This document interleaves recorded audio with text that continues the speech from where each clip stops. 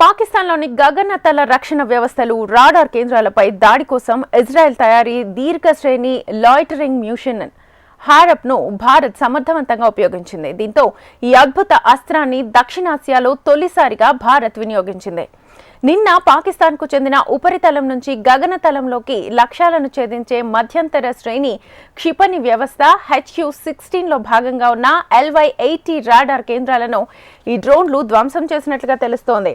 హారప్ దీర్ఘ శ్రేణి stand up loitering attack ఆయుధ వ్యవస్థ. దీన్ని ఇజ్రాయెల్ ఏరోస్పేస్ ఇండస్ట్రీస్ అభివృద్ధి చేసింది. ఇది మానవరహిత విమానం కాగా క్షిపణి లక్షణాలు కలిగి ఉండడం దీని ప్రత్యేకత.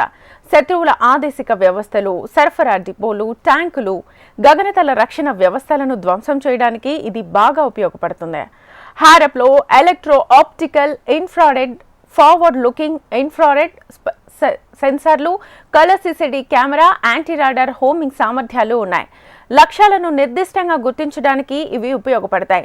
లక్ష్యంగా నిర్దేశించిన ప్రాంతాలపై ఇది 9 గంటల పాటు గగన విహారం చేస్తూ ఉండగలదు. ఈ క్రమంలో పూర్తి నిఘా సమాచారాన్ని సేకరిస్తుంది. తద్వారా దాడిపై పక్కా ప్రణాళికలు రచించడానికి సహాయపడుతుంది. అద్భుత విన్యాసాలు చేయగల సామర్థ్యం దీని సొంతం. రెటిక పాకిస్తాన్లోని గగనతల రక్షణ వ్యవస్థలు రాడార్ కేంద్రాలపై దాడి కోసం ఇజ్రాయెల్ తయారీ దీర్ఘ శ్రేణి లాయిటరింగ్ మ్యూనిషన్ హారప్ను భారత్ సమర్థవంతంగా ప్రయోగించింది. దీంతో ఈ అద్భుత అస్త్రాన్ని దక్షిణాసియాలో తొలిసారిగా భారత్ వినియోగించింది. నిన్న పాకిస్తాన్కు చెందిన ఉపరితలం నుంచి గగనతలంలోకి లక్ష్యాలను ఛేదించే మధ్యంతర శ్రేణి క్షిపణి వ్యవస్థ HQ-16లో భాగంగా ఉన్న LY-80 రాడార్ కేంద్రాలను ఈ డ్రోన్లు ధ్వంసం చేసినట్లుగా తెలుస్తోంది. ఈ అంశానికి సంబంధించి ఫుల్ డీటెయిల్స్ మా హైదరాబాద్ బ్యూరో రమణని అడిగి తెలుసుకుందాం. రమణ, శ్వేత, అంటే దానికన్నా ముందు మనం మాట్లాడుకోవాల్సింది ఒకవైపు పరిస్థితి దాదాపు యుద్ధం వైపు వెళ్తుంది. అంటే యుద్ధ పరిస్థితులు దాదాపు నెలకొన్నాయి. ప్రతి దాడులు కొనసాగుతున్నాయి. చాలా తీవ్రమైన ఉద్రిక్త పరిస్థితులు అయితే ప్రస్తుతం కొనసాగుతున్నాయి. రాత్రి చూసాం బ్లాక్అవుట్ అన్ని చోట్ల కూడా, అంటే సరిహద్దు సంబంధించిన రాష్ట్రాల ప్రాంతాల్లో కూడా మొత్తం బ్లాక్అవుట్ కనిపించింది. ఇక పాకిస్తాన్ అయితే ఎలాంటి యుద్ధ నీతి పాటించడం లేదు. అంటే సైన్యం కూడా ఒక ఉగ్రవాదుల్లాగా విచక్షణరహితంగా దాడులు చేస్తున్నారు. కనీస నిబంధనలు పాటించడం లేదు. దీనికి గట్టిగా బంధించే ప్రయత్నం మనం చేయాల్సి ఉంటుంది. కాబట్టి నిజంగా కూడా నిన్న మన 3 అయితే త్రివిధ దళాలు రంగంలోకి దిగి గట్టిగా బుద్ధి చెప్పాయి. పాకిస్తాన్కు అంటే నిజంగా తీవ్రమైన నష్టాన్ని కలిగించే విధంగా చేశాయి. ఎందుకంటే పై చేయి సాధించామని మనం స్పష్టంగా చెప్పుకోవచ్చు. ముఖ్యంగా ఇప్పుడు మనం మాట్లాడుకుంటున్న నిన్నటి ఏదైతే ఎయిర్ డిఫెన్స్ సిస్టమ్ను మనం ధ్వంసం చేయగలిగామో దానికి ప్రధాన కారణం RS. ఆ RS అనేది మనం ఇజ్రాయెల్ సాంకేతిక సంబంధించిన దాన్ని మనం కొనుగోలు చేసి దాన్ని వాడామంటే ఇది 1000 కిలోమీటర్ల వరకు లక్ష్యాలను ఛేదించగలుగుతుంది. ఎలాంటి పరిస్థితి అయినా, అంటే మనం ఎలాంటి గైడెన్స్ చేయొచ్చు, రిమోట్ ద్వారా దీన్ని యూజ్ చేయొచ్చు. ఆ తర్వాత శత్రు రాడార్లకు కానీ వాడికి చిక్కకుండా చాలా అద్భుతంగా ఇది పనిచేస్తుంది. అలాంటి ఒక అద్భుతమైనటువంటి దాన్ని మనం నిన్న ఆ టెక్నాలజీని వాడడం ద్వారానే నిన్న సక్సెస్ సాధించగలిగాం. అంటే దక్షిణాసియాలో మొదటిసారి భారత్ ఈ సాంకేతికతను ఉపయోగించింది. అయితే ముందు మనం చెప్పినట్టుగా ఎక్కడ కూడా లైన్ క్రాస్ చేయలేదు. ముందు నుంచి కూడా మనం చెప్తూ ఉన్నాం.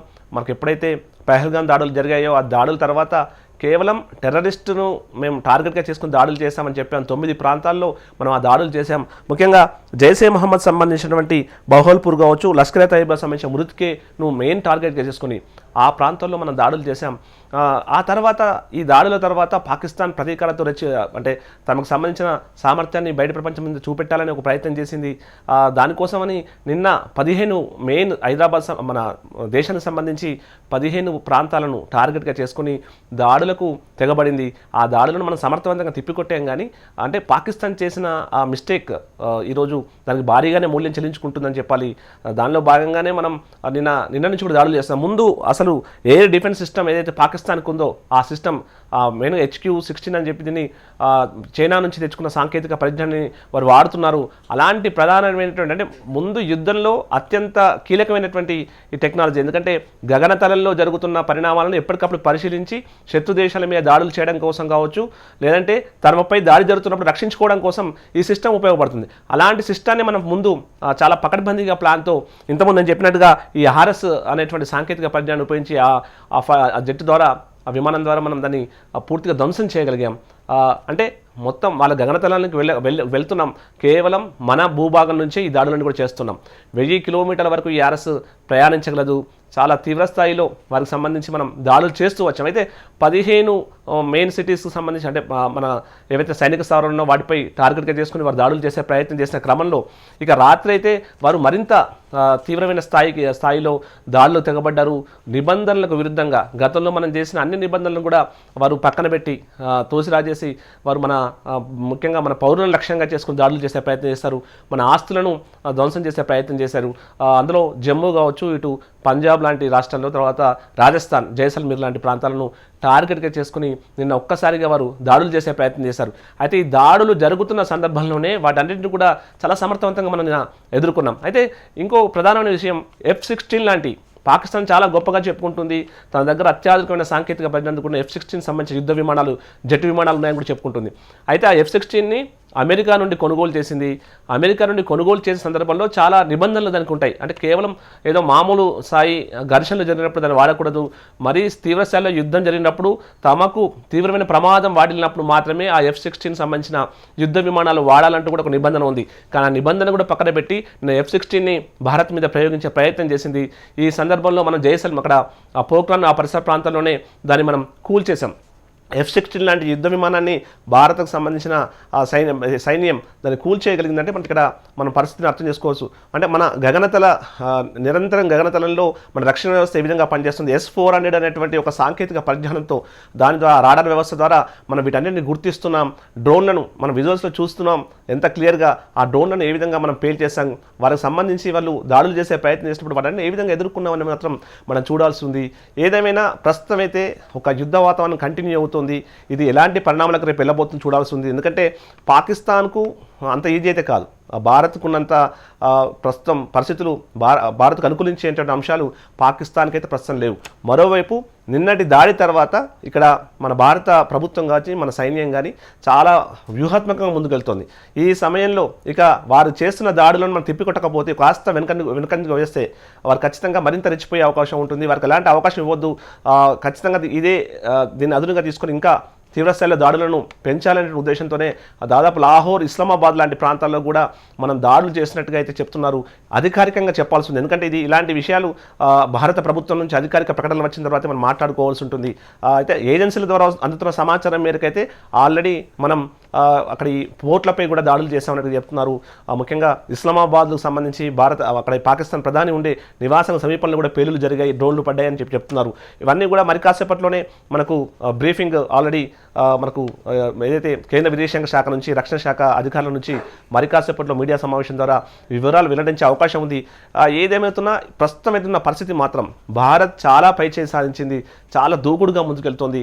ఈ సమయంలో పాకిస్తాన్ మనల్ని ఎదుర్కోవడం అయితే అంత ఈజీ కాదని చెప్పాలి. ఎందుకంటే ఆల్రెడీ అక్కడ పాకిస్తాన్ అంతర్గతంగా తీవ్రమైనటువంటి ఉద్రిక్తతలను నెలకొంటుంది. ఎందుకంటే అక్కడ ఆల్రెడీ స్థానికంగా ఉన్న ప్రజలంతా కూడా, స్థానికంగా ఉన్న కొన్ని పార్టీలు అక్కడ ప్రభుత్వానికి వ్యతిరేకంగా ర్యాలీలు చేస్తున్నాయి. ప్రభుత్వం మొత్తం ఫెయిల్ అయింది అనుకుంటా వారు తీవ్రమైన ఆరోపణలు చేస్తున్నారు. అక్కడి పాక్ ఆర్మీ చీఫ్ మీద కూడా ఆరోపణలు వచ్చిన నేపథ్యంలో అతన్ని కూడా పక్క తప్పించి ఇంకొక చీఫ్ను నియమిస్తున్నట్టుగా వార్తలు వస్తున్నాయి.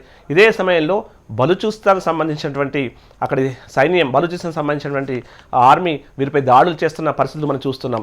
ఇన్ని అంతర్గత విభేదాలు, అంతర్గత పరిస్థితుల మధ్య మనపై పాకిస్తాన్ అంత ఈజీగా అయితే దాడులు చేసే పరిస్థితి లేదు. ఇప్పుడైతే ప్రస్తుతం ఏదో మేకపోతు గాంభీర్యాన్ని ప్రదర్శిస్తోంది, కానీ ప్రస్తుతం అయితే భారత్ చాలా పైచేయి సాధించని చెప్పాలి. ఆ తీవ్రమైనటువంటి ప్రతి దాడుల్ని మన పాకిస్తాన్పై మనం చేస్తూ ఉన్నాం. మరి ఈ పరిస్థితులు ఎలాంటి పరిస్థితులకు దారితీస్తాయో వేచి చూడాల్సి ఉంది. మరి కాసేపట్లోనే మనకు మీడియా బ్రీఫ్ ద్వారా ఈ వివరాలు, మొత్తం దాడులకు సంబంధించిన వివరాలు వెల్లడించే అవకాశం ఉంది. ఇక నిన్న మనం ఒక పాక్ సంబంధించిన పైలట్ను కూడా సజీవంగా పట్టుకోగలిగాం. అతని ద్వారా కూడా కీలక సమాచారం రాబట్టేందుకు మన నిఘా వ్యవస్థలు పనిచేస్తాయి. అతను ఒక రహస్య ప్రాంతానికి ఆల్రెడీ తరలించారు. ఇక నిన్న చొరబాటుదారులకు సంబంధించి కొంతమంది ప్రయత్నం చేస్తారు. ఎందుకంటే వేరే దారులు లేవు కాబట్టి పాకిస్తాన్ ఇప్పుడు అంతర్గతంగా మన దగ్గర విభేదాలు సృష్టించే ప్రయత్నం చేయాలి, ఏదో చేద్దామనేటువంటి ప్లాన్లో కొంతమంది ముష్కర్లను కూడా ఇండియాలోకి చేసే ప్రయత్నం చేసింది. వారిని కూడా మనం నిన్న అంతమందించినట్టుగా మనకు వార్తలు వస్తున్నాయి. వీటన్నిటికి సంబంధించి మరి కాసేపట్లో మీడియా బ్రీఫ్ ద్వారా పూర్తి వివరాలు మనకు విదేశాంగ శాఖ నుంచి అందే అవకాశం అయితే కనిపిస్తుంది. శ్వేత. ఓకే రమణ, అండ్ ప్రధానంగా చూస్తే భారత్ దాడి చేసినటువంటి మిషల్స్ ఏవైతే ఉన్నాయో S-400 సుదర్శన చక్రం అని పేరు పెట్టారు, అలాగే మనకు INS విక్రాంత్, ఈ రెండు కూడా అంటే ఇందులో ప్రధానంగా మాట్లాడుకుంటుంది S-400 గురించి. ఇది రక్షణ వ్యవస్థలో అత్యంత సమర్థవంతంగా పనిచేసి 80% ఆల్మోస్ట్ డ్యామేజ్ చేసినటువంటి ఇది కాబట్టి, సో దీని గురించి అందరూ మాట్లాడుకుంటున్నారు. సో దీనికి సంబంధించి ఏం చెప్తారు అసలు? అంటే ఒక అభివృద్ధి చెందుతున్న దేశం, అంటే మనం భారత్ అనేది ఏ విధంగా అభివృద్ధి చెందుతుందో, అభివృద్ధి ఎట్లా దూసుకోపోతుందో మనం చూస్తున్నాం. అభివృద్ధి చెందిన దేశంగా ఎదిగేందుకు అన్ని ఆస్కారాలు భారత్కు ఉన్నాయి. అంటే ఒక దేశం అభివృద్ధి చెందుతున్న దశలో ఆటోమేటిక్గా శత్రువులు కూడా సేమ్ అదే స్థాయిలో చేరుకుంటారు. ఆల్రెడీ మనకైతే పాకిస్తాన్ నుంచి ఇటు చైనా నుంచి కూడా ముప్పు ఉందనేది మనకు తెలిసిన విషయమే. సో మనం ఏం చేస్తున్నాం, అప్పుడు అభివృద్ధి చెందుతున్నట్టుగానే కేవలం అభివృద్ధి మాత్రమే దృష్టి పెట్టకుండా మన రక్షణకు సంబంధించి కూడా మనం దృష్టి పెట్టి ఫోకస్ పెట్టి ఎప్పటికప్పుడు మన సైన్యాన్ని ఆధునీకరించుకోవడం కావచ్చు, ఆ తర్వాత మన ఆయుధ సంపత్తిని పెంచుకోవడం కావచ్చు, చాలా వరకు చేస్తూ వచ్చాం. దీనిలో భాగంగానే ఎప్పటికప్పుడు కొత్త టెక్నాలజీతో కూడుకున్నట్టు వాటిని కొనుగోలు చేస్తూ వచ్చాం. మనం స్వయంగా కొన్నిటిని రెడీ చేసుకుంటే కొన్నిటిని విదేశాల నుంచి కొనుగోలు చేస్తూ ఎప్పటికప్పుడు అప్గ్రేడ్ అవుతూ వచ్చాం. అది ఈరోజు మనకు చాలా ప్లస్ పాయింట్గా మారింది. ఇప్పుడు మీరు చెప్తున్న S-400 సంబంధించిన సాంకేతిక పరిజ్ఞానం దాదాపు అలాంటిదే. అంటే అమెరికా లాంటి దేశాలు చేసేటువంటి ఒక పరిజ్ఞానం. ఎందుకంటే మనం గమనించడం లేదు, అంటే మొన్నటి దాడులను మనం చూస్తే 9 ప్రాంతాల్లో మనం ఇండియా చేసిన దాడుల్లో 4 పాకిస్తాన్ భూభాగంలో ఉంటాయి. అంటే ఖచ్చితమైన లక్ష్యాలను మనం చేరుకోగలిగాం. ఎక్కడ సాధారణ పౌరులను టార్గెట్ చేయలేదు, అక్కడ ఆస్తులను టార్గెట్ చేయకుండా కేవలం మనం అనుకున్న టార్గెట్ ఉగ్రస్థావరాలను మాత్రమే ఖచ్చితమైన టార్గెట్గా మనం ముందుకెళ్ళి ఈరోజు సక్సెస్ కాగలిగాం. ఇవన్నీ కూడా ఈ S-400 లాంటి టెక్నాలజీ వల్లే సాధ్యం అయ్యేది మాత్రం కాదని నిజం. చాలా అద్భుతమైన టెక్నాలజీ మనం వాడుతున్నాం. అది మనకి ఈరోజు చాలా ప్లస్ అయింది. ఎందుకంటే నిన్న రాత్రి కూడా ఒకవేళ ఈ టెక్నాలజీ మనం కరెక్ట్గా వాడుకొని ఉండకపోతే మనం నిన్న చాలా తీవ్రమైన నష్టపోయేది. ఎందుకంటే జమ్మూలో, ఆ తర్వాత జమ్మూలో ఉన్నట్టు ఒక ఎయిర్పోర్టు, ఆ తర్వాత యూనివర్సిటీ, ఆ తర్వాత మనకు అమృత్సర్ సంబంధించినటువంటి గురుద్వారా, ఇవన్నింటిని టార్గెట్గా చేసుకుని పెద్ద ఎత్తున దాడులకు పాకిస్తాన్ ప్లాన్ చేసింది. ఆ 8 డ్రోన్లను మనం కూల్చగలిగామంటే అది కేవలం ఇలాంటి పరిజ్ఞానం మనకు అందుబాటులో ఉండడం మూలంగానే అది సాధ్యమైందని చెప్పాలి. చాలా పకడ్బందీగా మనం ఈ ప్లాన్లో ముందున్నాం. చాలా అంటే ఎప్పుడైతే మనకు ఈ ఉద్రిక్త పరిస్థితి ఏర్పడాయో అప్పటికే మన సైన్యం పూర్తి స్థాయిలో సన్నద్ధమైపోయింది. నిన్నటి వరకు కూడా, నిన్న మధ్యాహ్నం వరకు కూడా మనకు కేవలం ఏవైతే ఇటు నేవీ ఇంకా రంగంలోకి దిగకముందు ఇండియన్ ఆర్మీ భారత సైన్యంతో పాటు అటు మనకు ఎయిర్ ఫోర్స్ సంబంధించిన టీమ్స్ మాత్రం రంగంలోకి ఉన్నాయి. ఆ తర్వాత రాత్రి వరకు నేవీ కూడా రంగంలోకి దిగింది. ఇంతకుముందు మనం చెప్పుకున్నట్టుగా యుద్ధ విన్యాసాల్లో నేవీకి సంబంధించి కూడా మనం చాలా అంటే అప్గ్రేడ్ అయి ఉన్నాం. కాబట్టి ఇప్పుడు అత్యంత అద్భుతంగా ఇండియా పైచేసి సాధించగలిగింది మాత్రం చెప్పాల్సి ఉంటుంది. ఇంకా వచ్చే రోజుల్లో కూడా పాకిస్తాన్కి, ఎందుకంటే ఆల్రెడీ సైనికుల పరంగా కావచ్చు, మాజీ సైనిక అధికారులు, భద్రతా సంబంధించిన అధికారులు కూడా చెప్తున్న విషయం ఒకటే, ఇప్పుడు భారత్ మంచి పైచేసి సాధించి ఉంది కాబట్టి ఈ పరిస్థితుల్లో వెనకడుగు వేస్తే రేపు పాకిస్తాన్కు మళ్ళీ అవకాశం ఇచ్చినట్టు అవుతుంది. ఈ అవకాశాన్ని సద్వినియోగం చేసుకుని భవిష్యత్తులో మన జోలికి రాకుండా ఉండేందుకు అన్ని చర్యలు చేపట్టాలనేటువంటి అభిప్రాయాలు వ్యక్తమవుతున్న నేపథ్యంలో భారత ప్రభుత్వం కూడా దాదాపు అదే అభిప్రాయంతో ఉన్నట్టు తెలుస్తుంది. నిన్న సాయంత్రం కూడా రాజ్నాథ్ సింగ్ మాట్లాడినప్పుడు కావచ్చు, మిగతా అధికారులు మాట్లాడినప్పుడు మనం చూసాం, పాకిస్తాన్ తన వక్రబుద్ధి మార్చుకోవడం లేదు. ఎన్నో 62 సంవత్సరాలుగా మనం అదే సమస్యతో కొట్టుమిట్టాడుతున్నాం. అంతర్జాతీయ వేదికల మీదుగా పాకిస్తాన్కి ఎన్నోసార్లు చెప్పే ప్రయత్నం చేశాం. ఎన్ని రకాలుగా చెప్పినా అక్కడ ఉన్న ఉగ్రముఖలను పెంచి పోషిస్తూనే ఉంది. భారత్పై వారిని పంపించి ఇక్కడ అమాయకుల్ని పొట్టబెట్టుకునే ప్రయత్నం చేస్తుంది. మన భారత ఆర్థిక వ్యవస్థను నిర్వీర్యం చేసే ప్రయత్నం చేస్తుంది. ఇలాంటి కుట్రలకి ఇక ఫుల్ స్టాప్ పెట్టాల్సిన అవసరం ఉంది. మేము దాడి చేసే ప్రయత్నం ఎన్నడూ చేయం, మా సిద్ధాంతాలు మేము లోబడి ఉంటాం. ఒకవేళ మాపై ఎవరైనా దాడి చేస్తే మాత్రం ఖచ్చితంగా గట్టిగా బదులిస్తామని కూడా రాజ్నాథ్ సింగ్ మాట్లాడారు. సేమ్ అదే ఇప్పుడు జరుగుతుందని చెప్పాలి. ఎక్కడ కూడా ఇండియా లైన్ క్రాస్ చేయలేదు. నిన్న ఎప్పుడైతే 15 మన స్థావరాలపై దాడులు చేసే ప్రయత్నం పాకిస్తాన్ చేసిన తర్వాతే మనం ప్రధానంగా రావల్పిండికి సంబంధించిన ఆ సిస్టమ్ ఏదైతే ఉందో, ఆ ఎయిర్ డిఫెన్స్ సిస్టమ్కి దాడి చేసే ప్రయత్నం చేశాం. అంతవరకు కూడా మనం ఎక్కడ వాళ్ళ సైనిక స్థావరాలపై దాడి చేసే ప్రయత్నం లేదు. కానీ ఈ సమయంలో గట్టిగా బదిలీకపోతే పాకిస్తాన్ మరింత రెచ్చిపోయే అవకాశం ఉంటుంది. కాబట్టి చాలా పకడ్బందీగానే ఈ దాడులు కొనసాగాయి. ఇప్పుడు లాహోర్ సంబంధించి అక్కడ పోర్టు పైన కూడా దాడులు జరిగినట్టు చెప్తున్నారు. ఇవన్నీ కూడా కొంత అధికారికంగా సమాచారం వచ్చిన తర్వాత మనం మాట్లాడుకోవాల్సి ఉంటుంది. ఏదేమైనా ప్రస్తుతం అయితే చాలా భీకరమైన యుద్ధం కొనసాగుతుందని భావించాల్సి ఉంటుంది. ఆ దాడులకైతే, పాకిస్తాన్ దాడులకు చాలా గట్టిగానే ఇండియా బదులిస్తుందని మాత్రం భావించాలి శ్వేత. రమణ, మీరు అన్నట్లుగా పాకిస్తాన్ ఇంకొకసారి భారత్ జోలికి రాకుండా పటిష్టమైన చర్యలను అయితే తీసుకుంటుంది, ప్రతీకారాన్ని అయితే తీర్చుకుంటుంది భారత్. సో ఈ నేపథ్యంలో మీరు అన్నట్లుగా రక్షణ శాఖ మంత్రి కూడా మాట్లాడారు, ఆపరేషన్ సింధూర్ 2.0 దీనికి మించి ఉంటుంది అని చెప్పి కూడా ఒక హింట్ ఇచ్చారు. సో ఈ నేపథ్యంలో పాకిస్తాన్ వైపు చూస్తే ఆర్మీ కూడా మనకి ఉగ్రవాదులకు అంటగాగుతుంది, వాళ్ళకి కూడా దేశ మర్యాదలతో వాళ్ళకి అంత్యక్రియలు నిర్వహించారు అనే వాదన ఒకటి. రెండు, పాక్ ప్రధాని అజ్ఞాతంలోకి వెళ్ళిపోయారు, ఇంకా నా వల్ల కాదు అని చెప్పి చేతులెత్తేసిన పరిస్థితి కనిపిస్తుంది అని రెండు వాదనలు వినిపిస్తున్నాయి. సో ఈ నేపథ్యంలో పాకిస్తాన్ కాళ్ళబేరానికి వచ్చే అవకాశం కనిపిస్తుందా?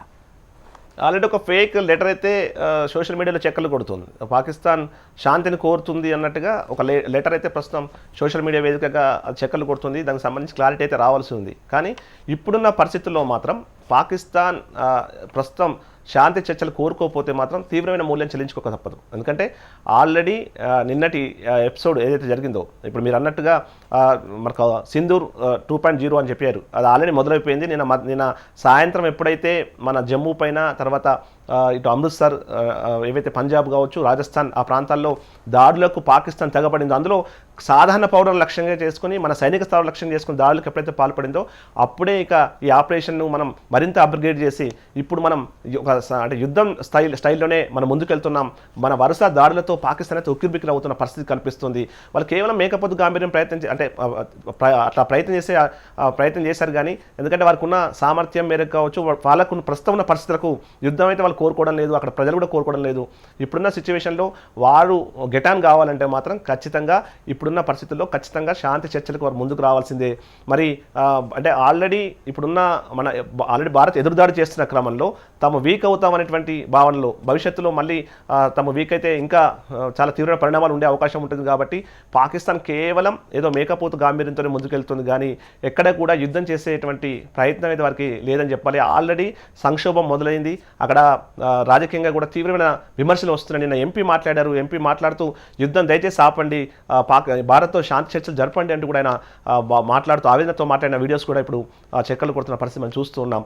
ఈ పరిస్థితుల్లో శాంతి మంత్రం జపిస్తే తప్ప పాకిస్తాన్కు తీవ్రమైనటువంటి ఎఫెక్ట్ ఉండే అవకాశం అయితే కనిపిస్తుంది. శ్వేత, రైట్ రమణ. సో మొత్తానికైతే ఉగ్రముఖల భరతం పట్టిన భారత్ మీద ఇటు పాకిస్తాన్ అయితే రగిలిపోతుందనే చెప్పాలి. బట్ ఇంకొక రూట్ చూస్తే కనుక అవసరం ఉన్నప్పుడు కూడా ఈ ఉగ్రవాదులను ఉసికొల్పి పబ్బం గడుపుకోవడం అనేది మనం చూస్తూనే ఉన్నాం.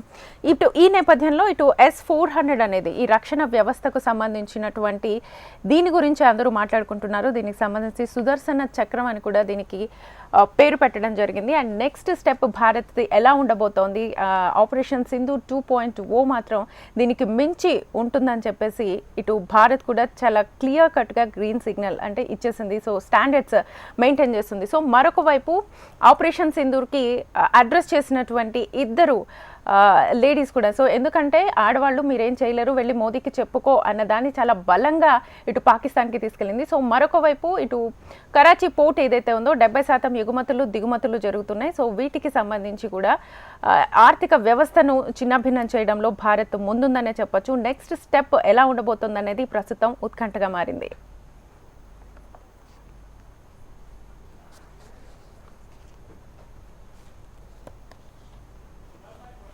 అయిపోయిందా?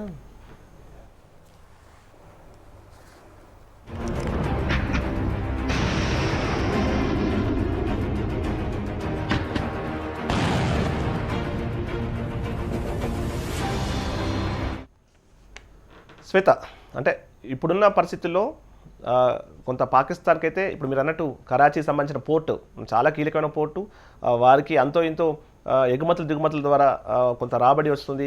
పాకిస్తాన్ సంబంధించినటువంటి ఎగుమతులు పెద్ద మొత్తంలో విదేశాలకు పంపించి వారు ఎంతో కొంత ఆదాయాన్ని సంపాదిస్తారు. అలాంటి ప్రధానమైన పోర్టుపై ఈరోజు భారత సైన్యం దాడులు చేసింది.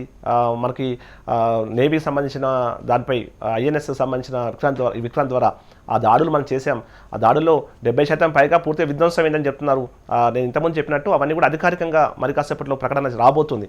ఏదేమైనా మనం అంటే ఎప్పుడైతే ఇన్సిడెంట్ మనకు పహల్గామ్ దాడులు జరిగిన తర్వాత చాలా దౌత్యపరంగా కూడా మనం చాలా కీలకమైన అడుగులు వేసాం. అంటే ఒక ప్లాన్డ్గా మనం ముందుకెళ్ళాం. పాకిస్తాన్ ఉక్కిరిబిక్కిరి చేసే విధంగా ఎక్కడా పాకిస్తాన్కి అవకాశం ఇవ్వకుండా అన్ని రకాలుగా అటు దౌత్యపరంగా కావచ్చు, ఇటు మిగతా ఆర్థిక పరంగా అన్ని ఇబ్బందులు తలెత్తే విధంగా మనం చాలా పకడ్బందీగానే ముందుకెళ్ళాం. ఇటు సింధు జలాలను నిలిపివేత కావచ్చు, ఇలాంటివన్నీ అన్ని అంశాల్లో కూడా చాలా కీలకంగానే మనం స్టెప్స్ వేసాం, అడుగులు వేసాం. అవన్నీ ఇవాళ పాకిస్తాన్కు ఖచ్చితంగా అవి ఇబ్బందికరంగా మారుతాయి. ఇలాంటి ఇబ్బందికర పరిస్థితుల నుంచి పాకిస్తాన్ బయటపడడం అంత ఈజీ కాదు. ఇప్పటికే మీరు చెప్పారు, పాక్ ప్రధాని ఆల్రెడీ అజ్ఞాతంలోకి వెళ్ళారు. అక్కడ తీవ్రమైన రాజకీయ సంక్షోభం మొదలైపోయింది. అక్కడ ఆర్మీ చీఫ్ను మారి కొత్త చీఫ్ను పెట్టే ప్రయత్నం జరుగుతుందని చెప్తున్నారు. ఓవైపు బలూచిస్తాన్, మరోవైపు తాలిబాన్లు కూడా ఎంటర్ అయ్యారని చెప్తున్నారు. తాలిబాన్లకు సంబంధించి కూడా అక్కడ ఆల్రెడీ పోరు స్టార్ట్ అయిందని చెప్తున్నారు. ఇన్ని అంతర్గత సమస్యల మధ్య పాకిస్తాన్ అయితే అంత ఈజీగా బయటపడే అవకాశం అయితే లేదు. మనం చూసాం, మన ఇండియా చూసాం. ఇండియాలో సాధారణంగా ఎప్పుడు ఎలాంటి సమస్యలు ఉన్నా కూడా ఈ యుద్ధం సమయంలో మాత్రం అందరూ కలిసిపోయారు. అందరి నినాదం ఒక్కటే, పాకిస్తాన్కి గట్టిగా బుద్ధి చెప్పాలి. ఎందుకంటే ఎన్నో సంవత్సరాలుగా దాని నుంచి మనం తీవ్రమైన ఇబ్బందులు ఎదుర్కొంటాం. మనం చూసాం, హైదరాబాదే మనం చెప్పుకోవచ్చు. హైదరాబాద్లో ఎన్ని బాంబు దాడులు జరిగాయి, ఎంతమంది అమాయకుల ప్రాణాలు బలి తీసుకున్నారు. అన్నిటికీ కారణం పాకిస్తాన్లో ఉన్నటువంటి ఉగ్రవాద సంస్థలు అనేటువంటిది కాదనే నిజం. విచారణలు కూడా అవన్నీ బయటపడుతూనే వచ్చాయి. అట్లా ఎప్పుడు ఉగ్రవాదాన్ని పెంచి పోషిస్తున్నటువంటి పాకిస్తాన్కు మనం గట్టిగా బుద్ధి చెప్పకపోతే వచ్చే రోజుల్లో, ఎందుకంటే భారత్కు ఇంకా మన భారత్ను ఆపడానికి వేరేటువంటి దారులు అయితే లేవు. కేవలం భారత్ను ఆపాలంటే ఇలాంటి విధ్వంసకర పరిస్థితులు చేయడం కావచ్చు, లేదంటే భారత్లో మత విద్వేషాలు రెచ్చగొట్టడం కావచ్చు, ఇవన్నీ చేసే భారత్ను కొంత ఇబ్బంది పెట్టే ప్రయత్నం చేయాలనేటువంటిది పాక్ పన్నాగంగా ఉంది. ఎన్నో ఏళ్ళుగా అదే ప్లాన్ చేస్తూ వస్తుంది. అక్కడ ఐఎస్ఏ సంబంధించిన సంస్థలు కావచ్చు, మిగతా చిన్న చిన్న యువతను వారంతా కూడా ఏదైతే పెద్ద ఎత్తున వారికి ఉగ్రవాద పాఠాలు నేర్పుతూ జిహాదీలుగా తయారు చేస్తూ భారత్ మీదకి వాళ్ళు పంపించిన మనం చూసాం. కసబ్ లాంటి వారిని ఎక్కడైతే శిక్షణ ఇచ్చారో, మనం నిన్న చెప్పుకున్నట్టు మా ఏదైతే ప్రధానమైనటువంటి ప్రాంతం, ఉగ్రవాద ప్రాంతం లష్కర్-ఏ-తోయిబా సంబంధించి మురక్కే అని చెప్పి ఆ ప్రాంతంలో కూడా దానిపై మనం దాడి చేసాం. అంటే అవన్నీ దాడి చేసిన ప్రాంతాలను మనం 9 ప్రాంతాలను చూసినప్పుడు అవన్నీ కూడా చాలా వరకు ఈ ఉగ్రవాద స్థావరాలుగా ఉన్నాయి. చిన్న చిన్న పిల్లల్ని ముందే తీసుకొచ్చి వారికి చిన్నప్పటి నుండి కూడా విద్వేషాలను నేర్పి ఒక మతంపై దాడి చేసే విధంగా, ఒక వ్యక్తులపై దాడి చేసే విధంగా వారిని చిన్నప్పటి నుంచి ఒక మతోన్మాదులుగా తయారు చేసి అంటే మానవులను చంపేంత దారుణమైన సిచ్యువేషన్. ఎందుకంటే మనం చూసాం, అప్పుడు తాజ్కు సంబంధించినటువంటి హోటల్పై దాడి కావచ్చు, లేదంటే అక్కడ రైల్వే స్టేషన్లో జరిగిన దాడులు కావచ్చు, ముంబై రైల్వే స్టేషన్లో జరిగిన దాడులు కావచ్చు, అవన్నీ కూడా సినిమాల రూపాల్లో కూడా చూసాం. అంటే ఎంత దారుణంగా విచక్షణరహితంగా అమాయక ప్రాణాలు తీసుకున్నారు. మొన్న పహల్గాన్లో చూసాం, 26 మందిని ఎంత దారుణంగా వారిని వాళ్ళ భార్యలు ఎదుట, వారి కుటుంబ సభ్యులు ఎదుట దారుణంగా కాల్చి చంపిన ఇన్సిడెంట్లు కూడా మనం చూస్తూ వచ్చాం. అంటే ఇవన్నీ ఇన్ని దారుణాలు వరుసగా జరుగుతున్నాయి. ఎంతో ఓపికగా భారత్ ముందు నుండి ఓపికతో వచ్చింది. కానీ పాకిస్తాన్ వైఖరిలో మాత్రం మార్పు లేదు. మనం ఎంత స్నేహాస్తం చూపెట్టినా పాకిస్తాన్ మాత్రం ఎప్పుడు పైకి స్నేహాస్తం అంటూనే వెనుక నుంచి చేసే పనులను చేస్తూ వచ్చింది. కాబట్టి ఆ ఓపిక అనేది నశించిందని చెప్పాలి. ఇప్పుడు ఒక కరెక్ట్ పొజిషన్లో భారత్ ఉంది కాబట్టి ఇప్పుడు పాకిస్తాన్కి గట్టిగా బుద్ధి చెప్పాలన్నటువంటి అభిప్రాయాలే బలంగా వినపడుతున్నాయి. ఇలాంటి పొజిషన్ మళ్ళీ రాదు, ఇలాంటి సిచ్యువేషన్ మళ్ళీ రాదు. కాబట్టి ఇటు దౌత్యపరంగా కూడా మన విజయం సాధించున్నాం. మన మిత్ర దేశాలకు ఎప్పటికప్పుడు, నేను రాత్రంతా కూడా జయశంకర్ ఎవరైతే విదేశాంగ శాఖ కార్యదర్శి ఉన్నారో ఆయన ఎప్పటికప్పుడు మన మిత్ర దేశాలకు సంబంధించిన వారితో, విదేశాంగ శాఖ మంత్రులతో ఆయన ఫోన్లో సంభాషిస్తూనే ఉన్నారు. ఎప్పటికప్పుడు ఇక్కడ జరుగుతున్న పరిణామాలను చెప్తూ వచ్చారు. మేము ఎక్కడా కూడా వారికి సంబంధించిన అంటే పౌరులపై కావచ్చు, వారి వ్యక్తిగత ఆస్తులపై మేము దాడులు చేయలేదు. కేవలం ఉగ్రవాద సంస్థలకు సంబంధించిన వాటిపై దాడులు చేశాం. వారు మాపై దాడి చేసినప్పుడు మాత్రం మేము ప్రతి దాడిగా మాత్రం చేయాల్సి వచ్చిందన్నటువంటి వివరాలు మనం చెప్పే ప్రయత్నం చేశాం. S-400 లాంటి అద్భుతమైన సాంకేతిక పరిజ్ఞానం కావచ్చు, మొన్నటికి మన 9 ప్రాంతాల మీద జరిపిన దాడుల్లో కూడా మన ఇస్రో లాంటి సంస్థ సంబంధించిన టెక్నాలజీ మనం వాడుకొని, అది HMTV కూడా వరుస కథనాలు ప్రసారం చేసింది, ముందే చెప్పింది ఆ వివరాలని కూడా. అలాంటి ఒక అద్భుత టెక్నాలజీని మనం వాడుకొని ఇవాళ ప్రపంచ దేశాలను కూడా చాలా విస్తుపోయి చూస్తున్నాయి. ఎందుకంటే అదంతా ఈజీ కాదు. మనం గతంలో బిన్ లాడెన్ను అమెరికా చెప్పినప్పుడు గొప్పగా మాట్లాడుకున్నాం. ఎందుకంటే అమెరికాకు పాకిస్తాన్ కూడా తెలియకుండా పాకిస్తాన్ భూభాగంలోకి వెళ్ళి బిన్ లాడెన్ను అమెరికా సైన్యాలు అంతమొందించాయి. సేమ్ అదే పని ఈరోజు 25 నిమిషాలు మనం పూర్తి చేసి వచ్చాం. పాకిస్తాన్ కూడా తెలియకుండానే, అంటే పాకిస్తాన్ తేరుకునే లోపే జరిగిపోయింది. అంటే ఇంత గొప్ప టెక్నాలజీని భారత్ ఈరోజు సాధించి ఉంది. ఓవైపు చంద్రయాన్ లాంటి అద్భుతమైన ప్రయోగాలు చేస్తూ ముందుకెళ్తుంది. అభివృద్ధిలో దూసుకెళ్తున్న భారత్ను చూసి ఓర్వలేక ఎన్నో కుట్రలు కుతంత్రాలు పాకిస్తాన్ పన్నుతూనే ఉంది. ఇలాంటి పరిస్థితుల్లో ఈ చుట్టుపక్కల ఉన్నవారు, అంటే మన పక్క వాళ్ళ వైరాన్ని ఎప్పుడు కూడా మంచిది కాదు కాబట్టి దాంతో సత్సంబంధం కొనసాగించే అవకాశం ఉన్నా కూడా వారి ప్రవర్తనలో మార్పు లేదు. కాబట్టి ఇప్పుడు గట్టిగా బుద్ధి చెప్తే ఇక భవిష్యత్తులో వారు మన జోలికి రాకుండా ఉంటారు. కాబట్టి ఈరోజు భారత్ గట్టిగా తన సామర్థ్యాన్ని నిరూపించే ప్రయత్నం చేస్తుంది, ఎదురుదాడి చేస్తుంది. అసలు పాకిస్తాన్కు ఎలాంటి అవకాశం ఇవ్వకుండా పాకిస్తాన్ విలువలాడిపోయే విధంగా మన యొక్క సైనిక చర్య తీవ్రంగా ఉందని చెప్పాలి. ప్రస్తుతం అయితే పాకిస్తాన్ అత్యంత ప్రమాదకర పరిస్థితులు ఉందని చెప్పి మనం చెప్పక తప్పదు. శ్వేత, సో రమణ, అంటే మీరు అన్నట్లుగా ఇప్పుడు కూడా భారత్ మా ప్రతీకారము ఇటు పాక్ పౌరుల మీద కాదు, అమాయకుల మీద కాదు, కేవలం ఉగ్రవాద సంస్థల మీద, ఉగ్రవాదాన్ని తుదముట్టించాలి, అణిచివేయడానికి మాత్రమే మా ప్రయత్నం అని చెప్తూనే ఉన్నా కూడా ప్రపంచ దేశాల్లో కూడా ఇటు పాకిస్తాన్ ఒంటరి అయిపోయినా కూడా బట్ పాకిస్తాన్ పౌరులు మాత్రం మేము అమాయకులం, మా మీద దాడి చేస్తున్నారని ఇటు టీవీలో యాంకర్స్ కూడా ఏడవడం మనం చూసాం. దీన్ని ఎలా చూడొచ్చు అసలు? అంటే ఇంతకన్నా ముందంటే మన భారతదేశం ప్రపంచంలోనే అతిపెద్ద ప్రజాస్వామిక దేశంగా భారతదేశం ఉంది. మన ప్రాథమిక సూత్రం కూడా అంటే మనం ముందు కూడా ఎప్పుడు చెప్తూ ఉంటాం, అంటే మేము ఎవరిపై స్వయంగా దాడి చేయం, కానీ మాపై దాడి చేస్తే మాత్రం ఎట్టి పరిస్థితుల్లో ఊరుకునేది లేదు, మా ఆత్మరక్షణ కోసం ప్రతి దాడి ఖచ్చితంగా చేసి తీరుతాం అన్నది మన సిద్ధాంతం. దాన్ని మనం ఫాలో అవుతూ వచ్చాం. మొన్న కూడా చేసింది అదే. మనం ఎక్కడ సామాన్య ప్రజలను టార్గెట్ చేసుకుని దాడులు చేయలేదు, కేవలం ఉగ్ర స్థావరాలపై దాడి చేసి మాత్రమే చేశాం. ఇప్పుడు మీరు చెప్పిన యాంకర్ ఏడవడం కావచ్చు, మిగతా అక్కడ ఉన్న సామాన్య ప్రజలు మాట్లాడుకోవడం కావచ్చు, అదంతా కూడా అంటే మనం మరి ఇక్కడ ఇంతమంది అమాయకుల ప్రాణాలు బలి తీసుకుంటున్నప్పుడు, ఇక్కడ ఇంతమంది అమాయకులు చనిపోతున్నప్పుడు మాత్రం ఎవరూ మాట్లాడలేదు. ఏ సమాజం, అక్కడ పాకిస్తాన్ మీడియా కావచ్చు, మిగతా ఎవరు కూడా దాన్ని పెద్ద గొప్ప చర్యగానే అభివర్ణిస్తూ వచ్చాయి. మొన్న కూడా ఈ 9 ఉగ్ర స్థావరం చనిపోయిన దాడులు చేసినప్పుడు కొంతమంది ఉగ్రవాద కుటుంబాలు మరణించాయి. అక్కడ ఉన్న ఉగ్రవాద కుటుంబాలు మరణించినప్పుడు వారంతా కూడా అమరవీరులు అంటూ కూడా అక్కడ మీడియాలు రాసాయి తప్ప ఎక్కడ దాన్ని తప్పు పట్టే ప్రయత్నం చేయలేదు. మరి ఇలాంటి పరిస్థితుల్లో మరి ఇండియాలో జరిగినటువంటి చర్యలను రైట్ రమణ, థ్యాంక్ యూ.